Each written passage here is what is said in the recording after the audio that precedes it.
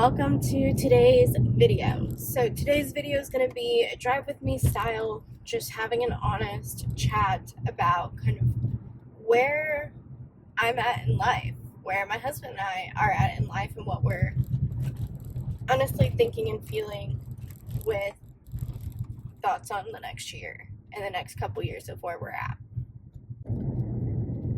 So we are really excited because the next real phase of life is going to be trying to move out of his parents' house. This is the last year we're going to be living with his parents.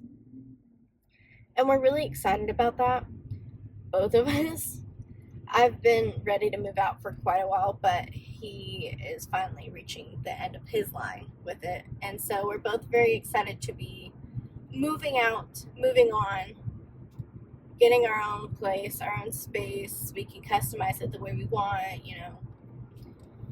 so on and so forth. Clean it as much as we want or as little as we want.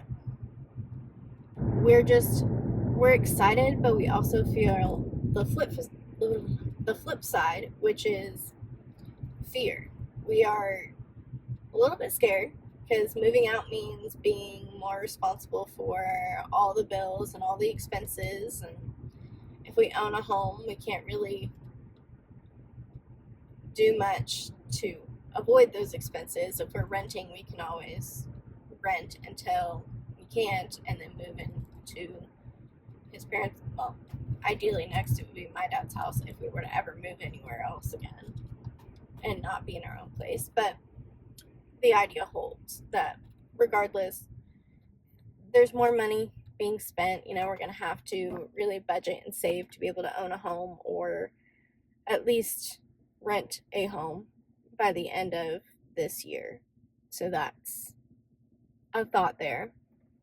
And then also just in general, like with owning our own home or at least having our own place, we are thinking of family planning. And so that is a whole nother idea there, because everything we've talked about up to this point, a baby was just this like far off idea, and now it's, oh, we're gonna start trying next year, like this time next year, a year from now, I most likely will have my IUD out and will be trying to conceive, which blows my mind. Because then I also have to start thinking about in the summer to start taking like prenatals, is what my doctor recommended. It's like 6 months in advance from when you want to start trying or try to get pregnant. Start taking prenatals to like boost all those vitamins. And in general, prenatals are obviously going to keep you healthy and keep you ready to go if you do get pregnant, but it's not like something that absolutely has to happen. It's just recommended. So that's something I need to start researching, is like, what are good prenatals so that I can start taking those. Mind blown right there, just right there. But for the fact that, we went and traveled, we went to Minnesota, and that's probably one of the last trips that we're really going to be able to do, just my husband and I, before we really think about having kids. We may take another vacation, but it won't be crazy, and especially if I'm pregnant, it won't be, depending on how far along in pregnancy I am, it won't be flying. So there's just a lot, and it's a lot to take in. And I think what I like is that Logan and I are having open, honest communication about it, which, let me preface this, you should always be having in your marriage. Open and honest communication on all topics, especially when it's big things like getting your own place, moving out, having a child. There's a lot that goes into that. So it's very good to have open and honest communication with stuff like that. But I like that we can share that, yeah, we're a little bit scared, but we're both excited, and we're not shying away from the idea of having a baby next year and moving out next year, which I've pretty much given him no choice. I told him, we've got 4 years in your parents' house. That's it. I'm done. If you want to live there, great, but I'm going to go find myself somewhere else to live. Because I just don't want to live under a parent's roof, whether it's his parents or my dad. It's just not something I want. So there's that. But with that, we're now heading into our mid-20s. I'm 24. at the time that this goes up, not when I'm filming it. I'm almost 24 though. So it's just, there's a lot. Like, now that you're not in your early 20s, like, you're in your mid 20s. Your 20s in general, I think, are just a decade that you can fuck up and it's okay. But when you're married, you've been married for, 4.5, almost 5 years. Whenever you're watching this, we've been married for 4 years. So it comes up with a lot of like, oh, well, these are the next steps. And so you feel the extra weight of responsibility. It's not just, oh, we're 24, like, woohoo, we're 24. And it's time to really get serious about a future, which includes babies and a home and, like, getting in your career jobs. For me, I'm already there and I love it. And I love the idea of being in my mid 20s. I think it makes you sound more mature, which doesn't necessarily mean anything, but you just sound like you're more mature if you say, oh yeah, I'm in my mid 20s. If someone goes, oh yeah, you're early 20s now, I'm in my mid 20s.